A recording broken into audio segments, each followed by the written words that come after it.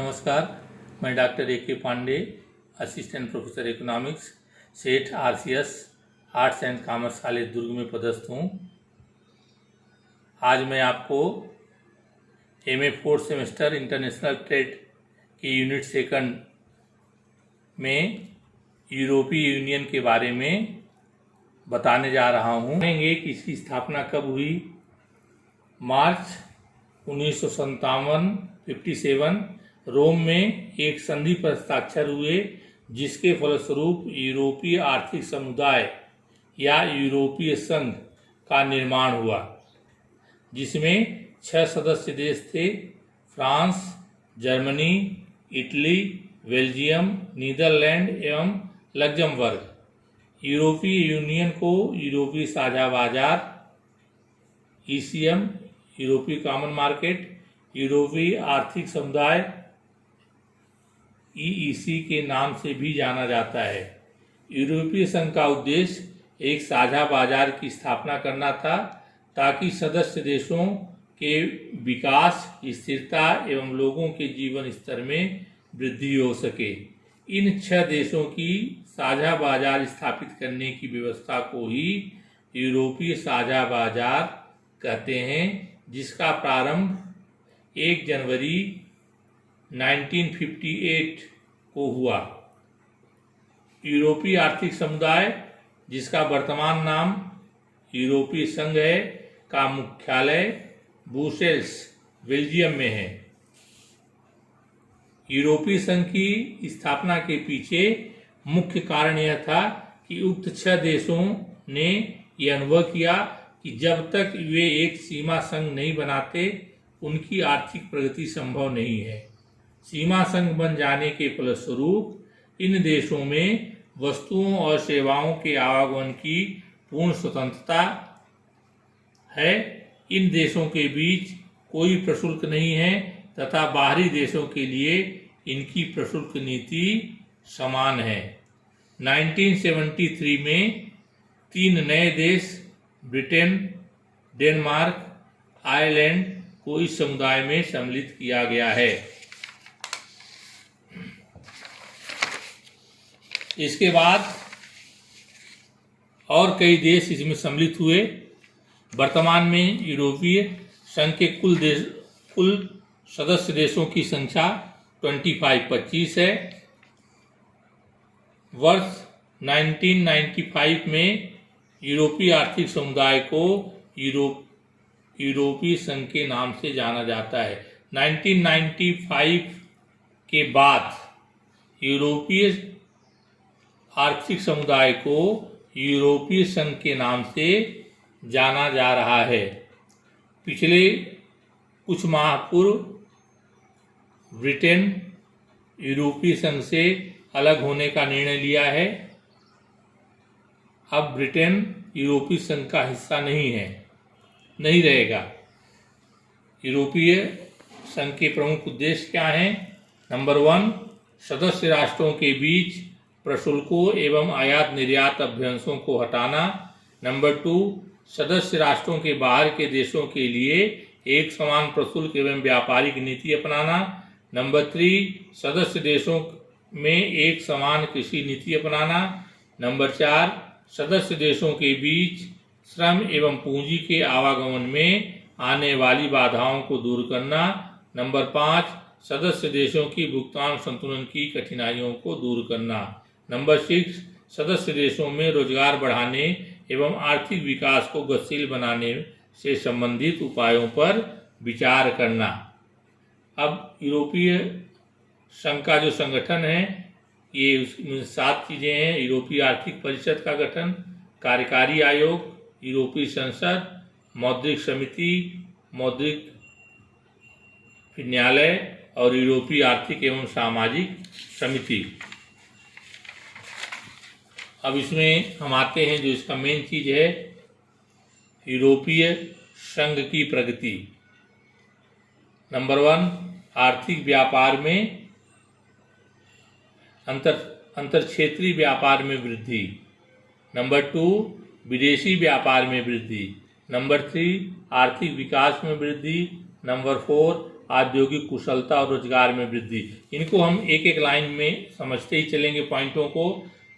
अंतर क्षेत्रीय व्यापार में वृद्धि का मतलब है प्रशुल्क हटाए जाने के फलस्वरूप साझा बाजार के सदस्य देशों के बीच अंतर क्षेत्रीय व्यापार में काफी वृद्धि हुई है। नंबर 2 है विदेशी व्यापार में वृद्धि। यूरोपीय साझा बाजार के देशों में विदेशी व्यापार में काफी वृद्धि हुई है। नंबर 3 आर्थिक विकास में वृद्धि। साझा बाजार के देशों ने अपने आर्थिक विकास को काफी गतिशील बनाया है तथा इनके कुल घरेलू उत्पादन में बहुत वृद्धि हुई है। और चौथा पॉइंट है औद्योगिक कुशलता और रोजगार में वृद्धि। साझा बाजार बनने के बाद इन देशों की औद्योगिक कुशलता एवं औद्योगिक उत्पादन में तेजी से वृद्धि हुई है। उत्पादन बढ़ने से इन देशों में रोजगार में भी वृद्धि हुई है। अब हम आते हैं यूरोपीय संघ के प्रभाव। इसमें पहला पॉइंट है बाजार का विस्तार। यूरोपीय आर्थिक समुदाय का सबसे महत्वपूर्ण प्रभाव यह हुआ है कि इन देशों के बाजार का क्षेत्र विस्तृत हुआ है जिससे उत्पादन के पैमाने में वृद्धि हुई है। नंबर 2 स्वस्थ प्रतियोगिता का विकास। साझा बाजार बनने से पहले सदस्य देशों के पास जो एकाधिकारी शक्तियां थीं वे समाप्त हो गईं तथा देशों में स्वस्थ प्रतियोगिता का विकास हुआ। नंबर 3 आर्थिक विकास। साझा बाजार बनने के बाद इन देशों ने विशेष कोष की स्थापना कर उसकी सहायता से कम विकसित देशों को आर्थिक सहायता देकर उन्हें समान रूप से विकसित बना दिया है। नंबर 4 पूंजी एवं श्रम की गतिशीलता में वृद्धि। एक आर्थिक समुदाय बन जाने के बाद सदस्य देशों में पूंजी एवं श्रम की गतिशीलता में वृद्धि हुई है जिससे न केवल उत्पादन में तेजी से विकास हुआ है वरन आर्थिक विकास की गति भी तेजी से बढ़ी है। अब इसमें एक चीज आता है भारत और यूरोपीय संघ, इंडिया एंड यूरोपीय यूनियन। यूरोपीय संघ भारत का सबसे बड़ा भागीदार है। हमारे कुल व्यापार का लगभग 25% व्यापार यूरोपीय संघ के साथ होता है।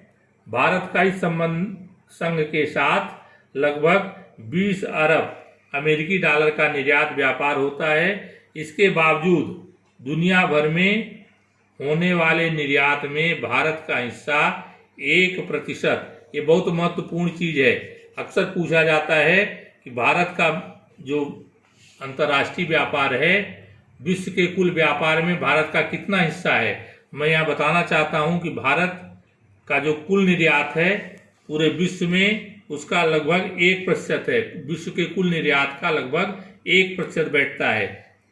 इस संघ में भारत का जो स्थान है वो है 20वां। पिछले वर्षों में क्रमशः यूरोपीय देशों के साथ भारत का न केवल व्यापार बढ़ा है बल्कि अन्य क्षेत्रों में भी सहयोग स्थापित हुआ है। अब इसमें एक छोटा सा है और चीज आती है इसी यूनिट के अंतर्गत। यूरोपीय संघ की जो संघ बना तो उन्होंने एक नई मुद्रा यूरो को अपनाया है। हम यूरो के बारे में जानेंगे। यूरो क्या है? यूरोपीय समुदाय के नेताओं द्वारा यूरोपीय समुदाय के लिए एक साझी मुद्रा के प्रयोग का निर्णय विश्व के आर्थिक परिवर्तन की दिशा में एक क्रांतिकारी प्रयोग है। दिसंबर 1991 में maastricht संधि में यूरोपीय संघ के 15 सदस्यों ने 1999 तक यूरो नाम वाली संयुक्त मुद्रा लागू करने की व्यवस्था की थी, जिसके परिणाम स्वरूप यूरो करेंसी 1 जनवरी 1999 से अस्तित्व में आ चुकी है। नगद सौदों के लिए यूरो संघ के 12 राष्ट्रों में एकीकृत साझी मुद्रा यूरो का प्रयोग 1 जनवरी 2002 से आरंभ हो चुका है। यूरो 12 देशों की विधिग्राह्य मुद्रा हो गई है। यूरो को अपनाने वाले 12 राष्ट्रों के क्षेत्र को यूरोजोन कहा गया है। यूरोजोन में सम्मिलित राष्ट्र हैं Austria, Belgium, Finland, France, Germany, Greece, यूनान जिसको बोलते हैं, आयरलैंड, इटली, लग्जमबर्ग, नीदरलैंड, पुर्तगाल एवं स्पेन। यूरोपीय संघ के 3 राष्ट्र ब्रिटेन, डेनमार्क एवं स्वीडन यूरोजोन में शामिल नहीं हुए हैं। यूरो में भागीदारी की प्रमुख शर्तें। maastricht संधि के दस्तावेजों में यूरोप में मौद्रिक एवं आर्थिक एकीकरण एवं साझी मुद्रा यूरो के प्रचलन के लिए 4 प्रमुख शर्तों का उल्लेख किया गया है। नंबर 1 है मुद्रास्फीति पर नियंत्रण। मुद्रास्फीति की दर 1.5% से अधिक नहीं हो। नंबर 2 निम्न ब्याज दर। ब्याज दर 2% से अधिक नहीं है न रहे। नंबर 3 सरकारी ऋण का जीडीपी के 60% से अधिक न होना। और नंबर 4 है वार्षिक बजट का घाटा जीडीपी के 3% से अधिक का न होना।